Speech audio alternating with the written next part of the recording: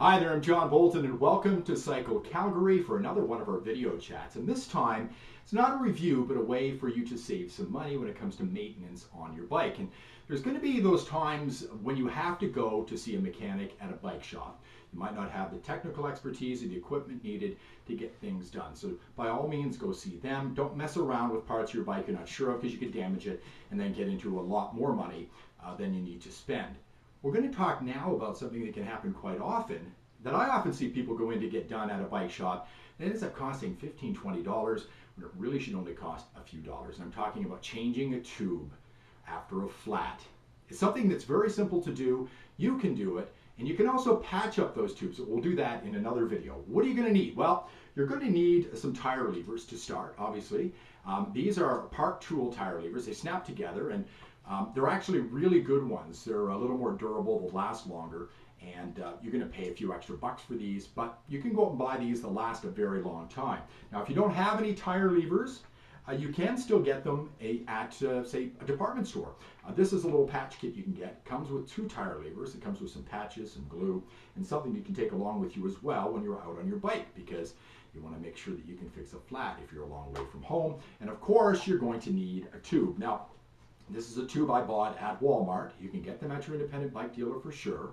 But I paid about $5.90 for this tube. It's a 26-inch tube, and you're going to have to make sure you get the right size. If you're not sure, look at the sidewall on the tire on your bicycle. It will tell you exactly what you need to buy there.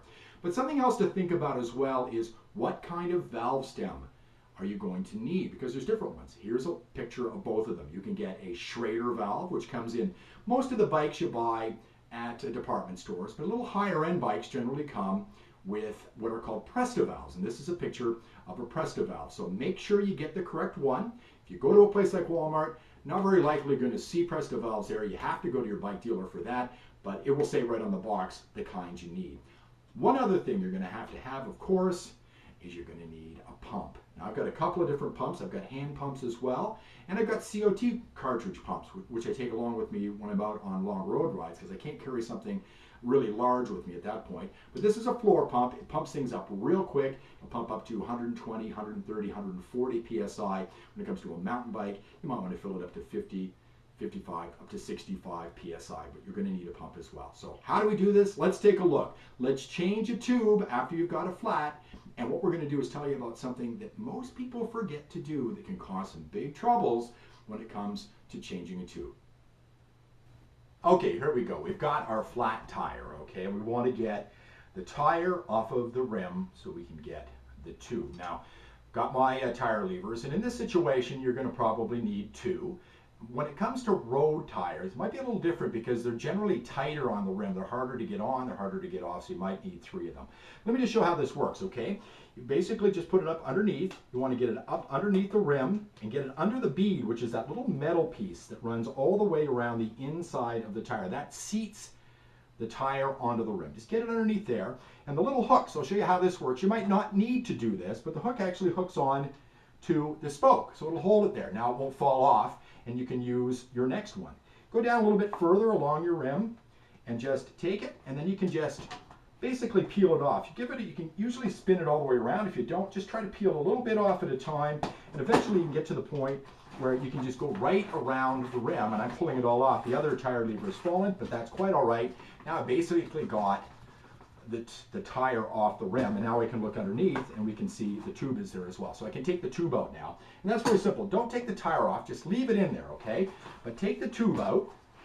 You can just pull all the way around. Make sure you're careful when you get to the valve stem. You just want to pull that out of the hole. Sometimes they're a little tight, but you can just pull it out and it'll come directly out, and then you can just pull the tube directly out of the tire and off the rim. So there it is. You can just put that aside, and that's got a hole in it. In fact, you can see I've actually put some patches on this one as well, and I've done that many, many times, saving myself a lot of money over the years. Now what you do is you grab your other tube and you pull it out. Pull it out of the box. So this one's nicely wrapped up, so it's going to take me a second to get into this. So let's just pause for a second. We'll come back when this is open. Okay, we've got the tube out of the box right now, but there's something you need to do before you start to put this back onto the rim and inside the tire. Question is, why do you have a flat in the first place? There could be a number of reasons. If you've been out mountain biking and you've hit a rock or something, you can get what's called a snake bite flat or a pinch flat. But in most cases, it's going to be a puncture. So the question is, where's the thing that punctured the tube you just took out of the tire? Well, the answer could be, it could still be in the tire. If it's still there and you put the tube back in and pump it up, what are you going to end up with? You're going to end up with another flat. So make sure you check on the inside. Now just be careful, because if it's a nail or something in there and you're running your hand around in there, you don't want to hurt yourself. But just make sure you check on the inside of the tire. Just run your fingers around the inside and make sure that what punctured your tube is not still in there. This is very important. Last thing you want to do is be out on the road, just fix that tube, and you're back to a flat within 2 minutes again. So make sure you do that. Just run it around the inside and you're off and ready to go. Now, you might want to just take the cap off the tube next, and then we'll put a little bit of air in here. As I put the cap in my mouth, we'll put a little bit of air in the tube. So let me do that, and we'll come back in a second, and you can see where we go next.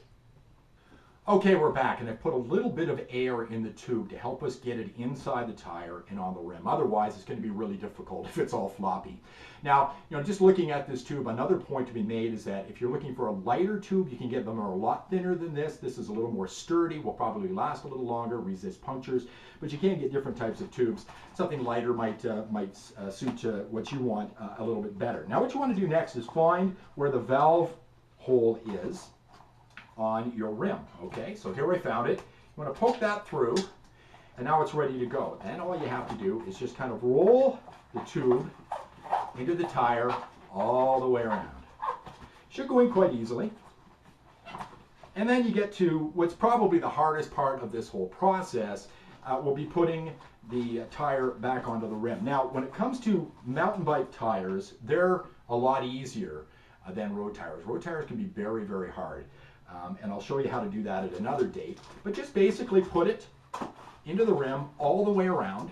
Just work it with your fingers and your thumbs. And when you get to the top, what you want to do is just kind of use your palms of your hand and just kind of roll it onto the rim. And there it is, back on there. All you have to do now is pump it up, and you're ready to go. But remember, don't discard this.